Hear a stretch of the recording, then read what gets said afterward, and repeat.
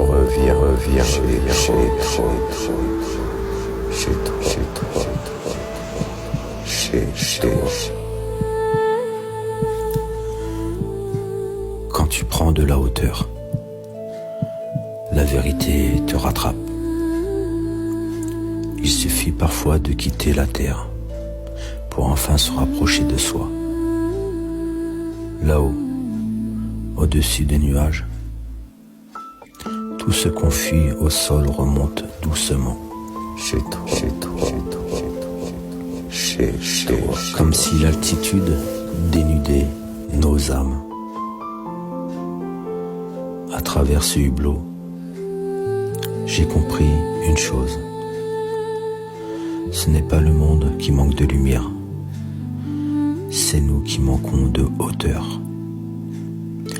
Et peut-être que pour se retrouver, il faut d'abord accepter de se voir d'en haut. Le message que toute l'humanité peut entendre: il y a un moment dans la vie, et nul n'y échappe, où chaque être humain, même le plus solide, même le plus silencieux, même celui qui a réussi, se retrouve seul, quelque part dans sa propre nuit, face à une vérité qui murmure dans le noir. Elle murmure: j'en peux plus de me fuir. Il n'y a pas de lumière assez forte pour éviter ce rendez-vous, pas de force assez grande, pas d'histoire assez convaincante. Tu peux raconter ce que tu veux, construire 1000 raisons, comme on empile des briques autour d'un cœur. C'est à cause de mes parents, c'est à cause de mon passé. Je fais de mon mieux, je changerai demain. Mais la vérité, cette vérité ancienne, froide, implacable, qui sait tout de toi, même quand tu refuses de la voir, c'est que la plupart de ta souffrance ne vient pas de ce que tu vis, mais de ce que tu refuses de ressentir. Tu crois que ce sont tes blessures qui te détruisent, mais non.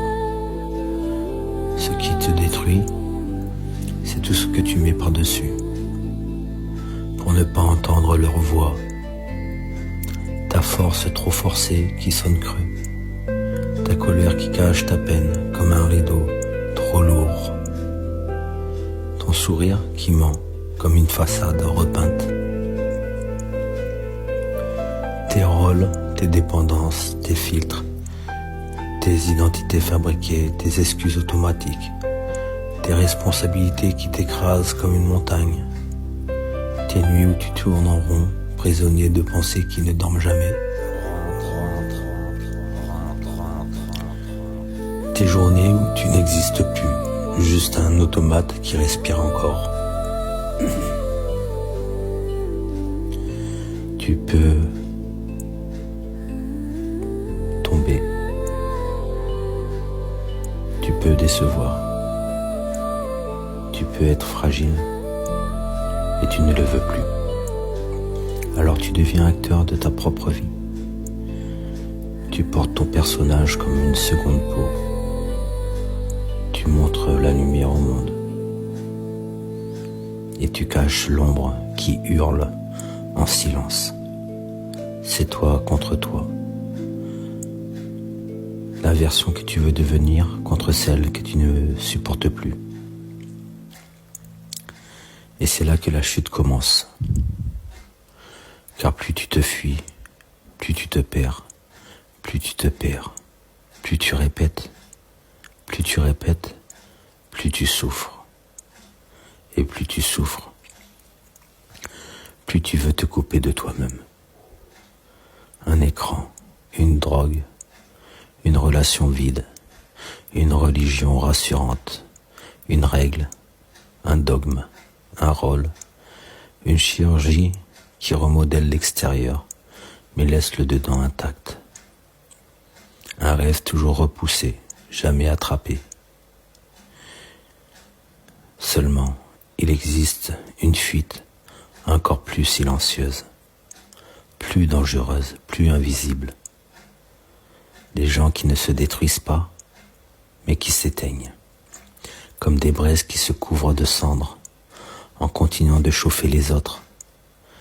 Les parents épuisés, les travailleurs qui courent partout, ceux qui disent « j'ai pas le temps, j'ai les enfants, j'ai le boulot, j'ai les obligations ».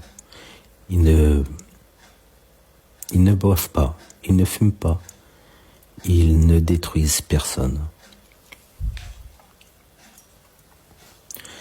Mais à force de porter tout le monde, ils ne portent plus leur propre vie. Ce ne sont pas des gens qui manquent de temps, ils manquent juste d'espace intérieur. Ils ont enterré leurs besoins si profondément que même leur âme ne se souvient plus où ils sont. Et le soir, quand la maison se calme, quand la lumière tombe,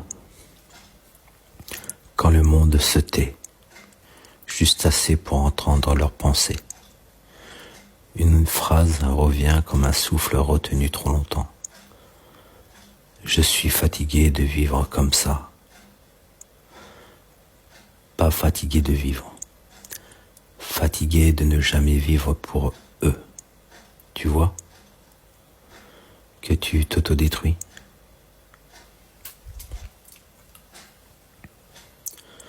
La racine est la même, la fuite, la peur, la honte, le vide, la fracture intérieure, ce que tu caches, ce que tu refuses de regarder, ce que tu n'oses pas dire, même dans ta propre tête. Ce n'est pas ton ennemi, c'est ton point d'entrée, ta porte vers toi, ton commencement. Tu n'as pas besoin d'un maître, ni d'un rituel, ni d'un masque spirituel, ni d'une religion qui te demande de t'oublier encore un peu plus pour promettre un ciel que tu ne toucheras jamais. Tu n'as pas besoin d'une identité inventée. Tu n'as pas besoin d'une carapace. Tu n'as pas besoin d'une transformation artificielle. Tu as besoin d'un moment d'honnêteté brutale. Un vrai. Un qui tremble, un qui fait peur, un qui brûle. Un qui rouvre la porte que tu as fermée sur toi-même. T'asseoir avec toi sans écran, sans filtre, sans médicaments, sans mensonges, sans fuite. Oui, ça fait mal, ça brûle, ça fait peur. Parce que c'est ton âme qui revient te chercher. Et c'est le seul endroit où tu redeviens vivant, où tu redeviens toi, où ton cœur recommence à battre dans le bon sens, parce qu'il existe une loi universelle plus ancienne que toutes les religions, plus vraie que toutes les croyances. Ce que tu refuses de ressentir gouverne ta vie. Ce que tu acceptes de regarder te libère à l'instant même où tu le regardes. Et si tu es là, si tu lis ces mots jusqu'ici, c'est qu'une partie de toi est déjà prête. Prête à arrêter de répéter, prête à arrêter de s'effacer, prête à arrêter de se mentir, prête à revenir chez toi, à la maison. Tu n'es pas né pour survivre, tu n'es pas né pour jouer un rôle, tu n'es pas né pour t'éteindre dans une routine, tu n'es pas né pour satisfaire les attentes des autres. Tu es né pour devenir toi, pas l'image, pas la façade, pas le personnage, mais toi, le vrai, le fragile, le sensible, le profond, le conscient, celui qui respire par l'intérieur. Et tant que tu ne reviens pas à lui, tu seras toujours fatigué épuisé. Alors, respire, descends, regarde. Tu n'as pas besoin d'être parfait. Tu as juste besoin d'être réel.